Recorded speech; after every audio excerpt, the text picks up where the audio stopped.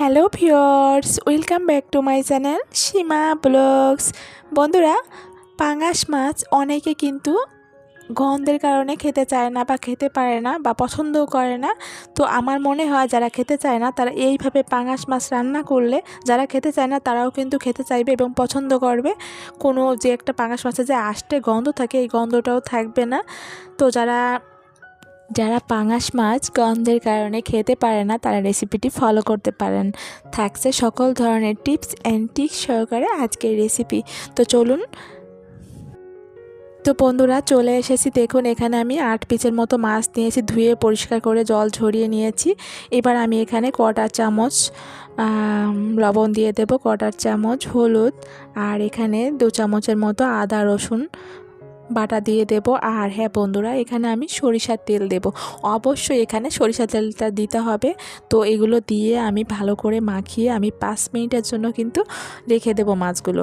আর হ্যাঁ বন্ধুরা, এটা কিন্তু অবশ্যই করতে হবে। এটা করলে আদা রসুন যেহেতু দিয়েছি, এটা করলে কিন্তু যে একটা বাজে একটা আষ্টে গন্ধ, এই গন্ধটা কিন্তু মাছ থেকে আসবে না আর কি রান্নার পরে। তো যাই হোক, আমি একটা প্যান বসিয়ে সরিষার তেল দিয়ে দিয়েছি। এখানে এক কাপের মতো পেঁয়াজ কুচি দিয়ে দেব, 2টো তেজপাতা, গোটা জিরা, গোটা গরম মশলা দিয়েছি। দিয়ে আমি একটু ব্রাউন কালার করে ভেজে নেব পেঁয়াজটা। এবার আমি এখানে আদা রসুন বাটা দিয়ে দেব।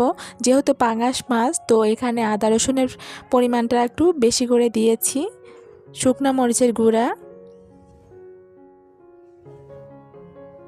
এবার আমি এখানে জিরা বাটা দিয়ে দেব। জিরা এবং ধইনা দুটা আমি একসাথে করে বেটে নিয়েছি। এখানে আমি দিয়ে দেব টমেটো পেস্ট। অবশ্যই টমেটো পেস্টটা দিতে হবে এখানে। আর এখানে আমি লবণ হলুদ পরিমাণ মতো দিয়ে দেব। দিয়ে আমি মশলাটা ভালো করে ভেজে নেব। তো সব কিছু দেওয়া হয়ে গেলে আমি মশলাটা কিন্তু ভালো করে ভেজে নেব, যত সময় তেলটা উপর দিয়ে ছেড়ে না দেয়। বন্ধুরা, আমি এখানে ছোট ছোট যে টিপসগুলো দিয়েছি, বাস এই টিপসগুলো ফলো করলে আমার মনে হয় যারা গন্ধের কারণে খেতে পারে না তারা কিন্তু সবাই খেতে পারবে। আর কাউকে যদি না বলেন যে এটা পাঙাশ মাছ, কেউই কিন্তু বুঝতে পারবে না। আর দারুণ লাগবে। আর আমি টমেটো দিয়েছি, জাস্ট টমেটোর গ্রেভি টমেটো দিয়ে আমি এখানে পেস্ট করে দিয়েছি এই কারণে যে গ্রেভিটা যাতে গাঢ় হয়ে যায় আর কি, গ্রেভিটা মাখো মাখো হবে, দারুণ লাগবে। তো অবশ্যই এটা দেওয়ার চেষ্টা করবেন। আর দেখুন, আমার এখানে মশলাটা কিন্তু ভাজা হয়ে গিয়েছে, তেলটা উপর দিয়ে ছেড়ে দিয়েছে। এবার আমি সেই মাছগুলো দিয়ে দেব, আমি যেগুলো মাখিয়ে রেখে দিয়েছিলাম। আর এখানে মাছগুলো আমি কিন্তু এখানে লবণ হলুদ আদা রসুন বাটা এবং এখানে সরিষার তেল দিয়েছি। এতে করে এই যে 5 মিনিট রেখেছি, 5 মিনিট রেখে রান্না করছি, এটার জন্যই যে একটা আষ্টে গন্ধ থাকে, এই গন্ধটা বলবে না। আর হ্যাঁ বন্ধুরা, আমি এখানে মাছগুলো দিয়ে দিয়েছি। দেখুন, মাছগুলো দিয়ে কিন্তু এই মশলা দিয়ে আমি এখানে প্রায় 10 মিনিটের মতো ভেজে নেব। দেখা যায় চুলার হিটটা একদম মিডিয়ামে রাখতে হবে, এই জিনিসটা খেয়াল করবেন। তো আমার এখানে যে ছোট ছোট টিপস আমি দিয়েছি, জাস্ট এই টিপসগুলো একটু ফলো করবেন, তাহলেই হবে, আর কোনো সমস্যা হবে না। তো একবার হলো প্লিজ ট্রাই করবেন এইভাবে করার। আমার মনে হয় পাঙাশ মাছ যারা খেয়েছে, এইভাবে করলে এটা যে টেস্ট এতটা ভালো পাওয়া যায়, আসলে কি বলবো,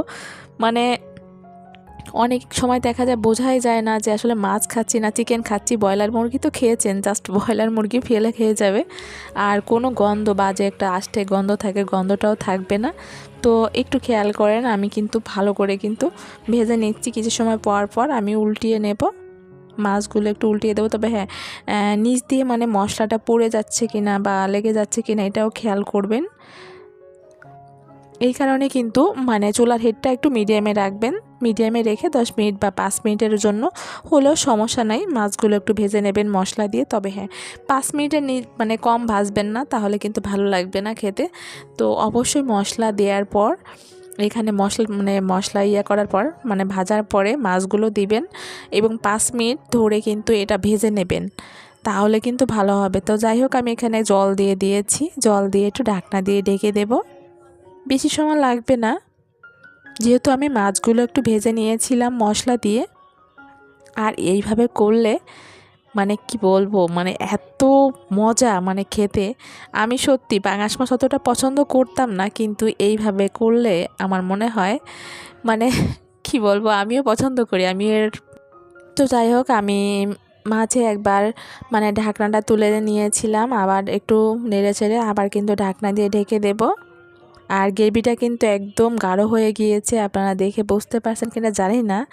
মানে আমি টমেটো যেহেতু দিয়েছি, টমেটো দিলে টমেটোর পেস্ট দিলে কিন্তু গ্রেভিটা এমনিতেই গাঢ় গাঢ় হয়ে যায় আর কি। আর এখানে একটু খেয়াল করেন বন্ধুরা, আমি এখানে ধনেপাতা দিয়ে দেব। ধনেপাতা দিয়েছি, আর এখানে জিরা, ধইনা এবং গরম মশলা, এটা একটা আমি গুঁড়া করে নিয়েছি, মানে ভেজে গুঁড়া করে একটা মশলা তৈরি করি সবসময়ের জন্য। এই মশলাটা আমি লাস্টের দিকে দিয়ে দিই আর কি। তো 1 চামচ দিয়ে আমি নেড়ে চেড়ে আমি কিন্তু চুলাটা অফ করে নিয়েছি আর নামিয়ে নিয়েছি। দেখুন বন্ধুরা, নামিয়ে নেওয়ার পর কালারটা কেমন লাগছে, আর গ্রেভিটা একদম মাখো মাখো। আপনারা দেখুন একটু, হয়তো বা দূর থেকে অতটা ভালো লাগছিল না, মানে গ্রেভিটা মনে হচ্ছিল যে না ঝোলটা অনেক আছে, কিন্তু একটু খেয়াল করেন ঝোলটা কিন্তু সেরকম নেই, আর একদম মাখো মাখো হয়েছে। তো যাই হোক, আমার রেসিপিটি কেমন হয়েছে অবশ্যই কমেন্ট করে জানাবেন। তো ভালো থাকবেন, আজ এখানেই শেষ করছি, টাটা।